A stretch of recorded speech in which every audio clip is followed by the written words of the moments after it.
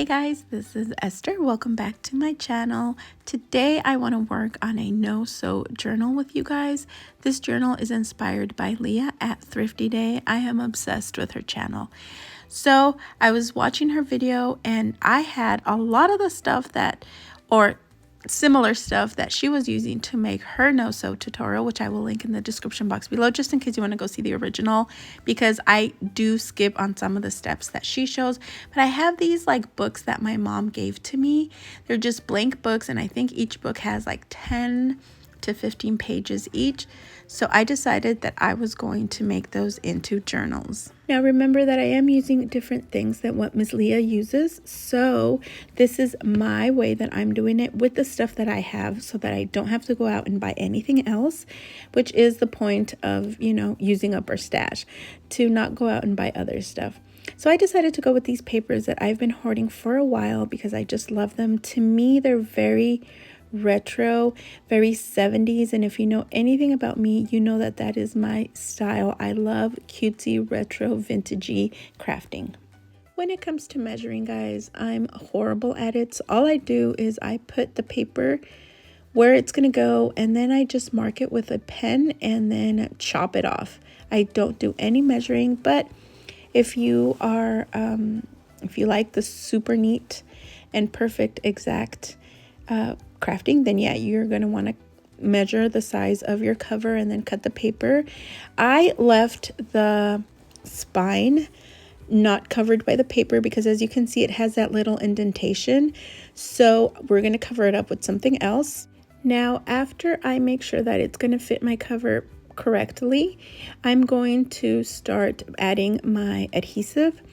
I'm going to add double-sided tape on all the edges of the paper. Now, if you've been with me for a while, you know that I do not trust double-sided tape alone or sticker or washi alone, so I always use another adhesive.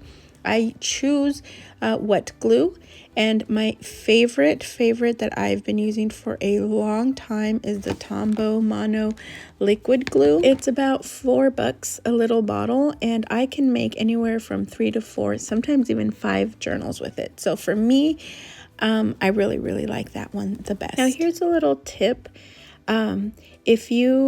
Is it varnish? I don't know how to say it, but if you basically just rub with a bone folder, the scissors, a pencil, a pen, your nail, the tape, it's so much easier to pull off the top layer of the tape to expose the adhesive side. I was watching a video and this lady, I forgot her name, she was having so much trouble taking off that top layer, and I was like, girl, just rub it and it'll stick. And I was just like, ah. So I thought I'd share that with you guys just in case you guys are having trouble, because I know she was even using scissors to take that top part off. But yeah, all you have to do is like really rub it and stick it down. I'm gonna say varnish. I don't know what the word is that I'm supposed to use, but I've heard it. So anyways, once I've added my liquid glue, then I go ahead and just put the paper down where it's going to go. If you follow me for a while, you also know that I love leaving like a little bit of the edge showing. White, brown, whatever color. I just like it to peek out a little. I just think it looks pretty, my opinion. And then I'm going to do the same thing to the back side, which you don't have to watch also. I am going to skip that part. And ta-da, this is what it looks like. I think it looks so cute. I love this paper. It's very retro, very vintagey, and it's just my style. So I'm going to let that dry for a few minutes. In the meantime, I am going to choose the picture that I want in my front cover. I have these 2 Rand McNally books. I've showed you the first one, a flip through of the first one. And this second one, I just recently bought from Sierra at Cooley Craft Corner, I believe is the name of her channel. I'm going to link her down below so you guys can check her out. These books have the cutest images, which of course I'm not showing them all because, as always, I'm out of frame. But the first story, I'm not going to take any pictures from there because it's cat related, and you guys know that I am not the biggest cat fan or a cat fan at all. But these vintagey cat pictures are kind of cute. Like this one, not going to lie, that one's kind of cute. But we're going to move on and we're going to choose a different picture. I decided to go with this cute little Red Riding Hood picture. I think it's so pretty, and I kind of think it goes well because the background is florals, and if you're in the forest walking to your grandma's house, you'll probably see flowers along the way. Now I'm just going to fussy cut the picture I have chosen, but I will leave a little bit of the edge all around the picture just to give it a little dimension so that it pops out on the background, which is all the flowers. So as cute as this looked, because I for sure seeing it now think it looks so cute, I really felt like it was missing something. Like I really needed to anchor her on something. So I decided that I was going to look for a different picture, or maybe add some strips from my leftover papers to see if that would make it better. I played around with a little bit of my leftover strips from the papers, and as much as I did one thing and I did another, and I added one strip and I added another, I decided that that is not where I wanted to go. So I chose a different picture and I fussy cut her out. It was still a picture of Little Red Riding Hood because I really wanted to put her on the cover.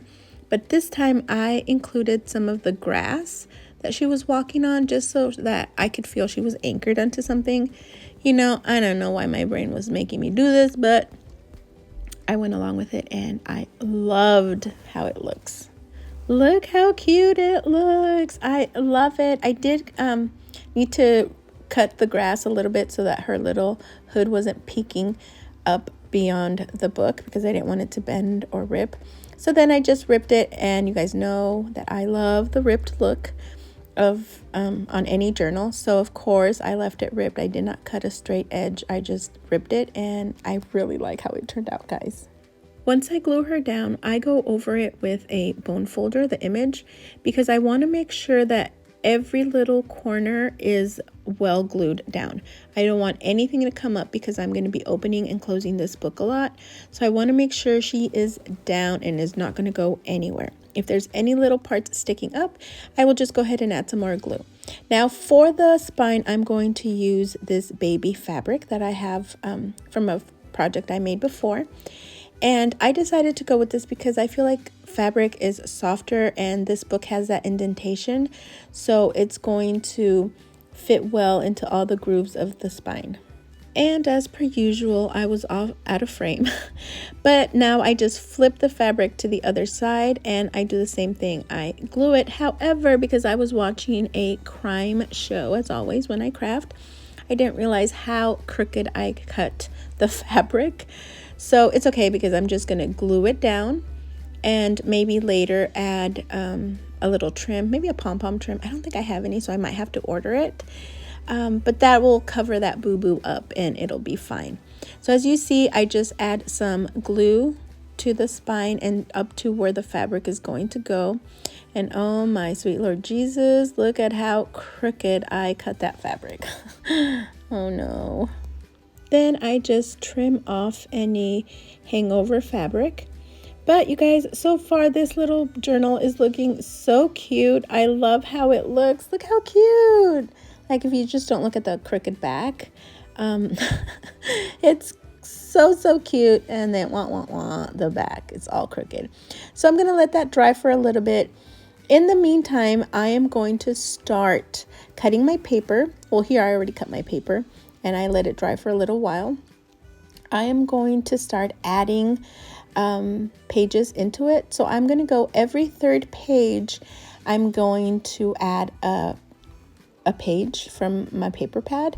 And all I do is I add clear tape. Now, I don't have the skinny clear tape at home, but I do have packing tape. And that's what I used, which I thought was fine because it's even thicker. So I feel like it's more secure. And as you'll be able to see, once you have it down, you can see the shiny, but not really. So I think it worked out great. So I do it on one side and then I also add tape to the back side so that it's even more secure. And I know my pages won't go anywhere when I start flipping through them. And here you can see how I can flip back and forth, and you can't really tell that much that it has tape. So now I just continue. I count 3 and then I add another page. Now you can count as many pages as you'd like. It doesn't have to be 3 because my book doesn't have a lot of pages to begin with. That's why I did it every third one. I also want to take this moment while I show you how I'm adding these pages to say thank you so much for everyone who's been so supportive and coming and watching my videos.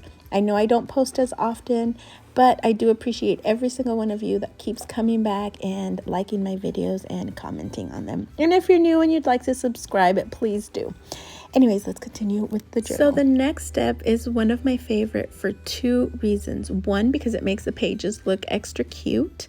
And 2, because I get to use up some washi. I know that we all have tons and tons of washi. Not gonna lie, but I've been hoarding this dear washi for about, I wanna say 4 years. 3 to 4 years. It's been a long time. And I'm so glad that I get to use it now. And believe it or not, I used up almost the whole roll doing this next step on the pages. So I'm excited to do another journal just to use up more pages. I mean, more washi. So all I do is I measure how long I need of a washi strip because I don't trust just a washi adhesive. I do run it through my glue stick. Then I add half the washi to the page. Then I flip the page over and I fold the washi tape down. Trust me guys, this makes the pages look so pretty. I personally think it's such a cute little extra touch. And at the end, all I do is I cut off any extra washi tape that is hanging over the pages. And well guys, that is pretty much it. We are done with the No Sew journal. I really like how it turned out. Again, I'm gonna leave Miss Leah's channel or video linked in the description box below just in case you guys want to go see what she used, because like I said, I didn't use everything she used and I did things a little bit different than hers. But I am inspired by her video, and it's such a great video, and she's so good at explaining things, unlike myself, and she's not out of frame like I am. But I still wanted to share it with you guys. I love this journal. It looks so cute, and it's just my style. It's a different size than what I've used, but I can't wait to jump in it. And yeah, just have some fun. Since I already had Fuzzy cut the first Little Red Riding Hood, I thought I would just add her into one of the pages. So that's exactly what I'm doing. I'm just going to add her into one of the blank pages because she's so cute and she goes with the theme. I want to make sure she doesn't go anywhere either, so I'm just going to go over her with a bone folder as well. Anyways, thank you guys so much for hanging out. And even though I didn't have everything that Miss Leah used, I used what I had, and I think my journal turned out super cute, minus the wonky fabric in the back. Anyways, thanks so much for hanging out. I really appreciate you guys coming back to watch my videos, and I hope that you guys like this video. And if you haven't yet, subscribe and join our tiny family. Hit that notification bell so that you don't miss any videos. Thank you guys so much, and I will see you in my next video. Bye.